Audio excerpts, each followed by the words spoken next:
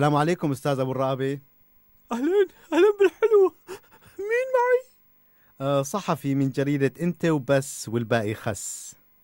أنا وبس.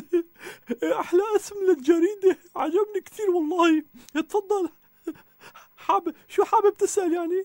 أبو الرقبة، أنتو دولة مواجهة واعتمادكم على الشعب البطل، كيف أحوال الشعب عندكم؟ والله أحلى الشعب، هادئ ومسكين وطيوب. شو ما عملنا فيه بضل رضيان. ليش شو عم تعملوا بالشعب؟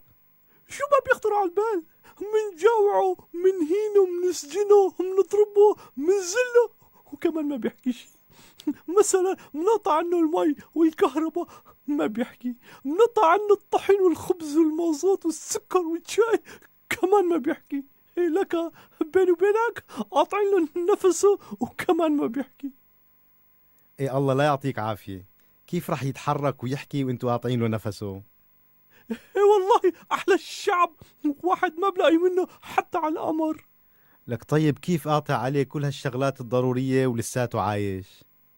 والله سوريا وشعبها ورئيسها وجيشها الله حاميها.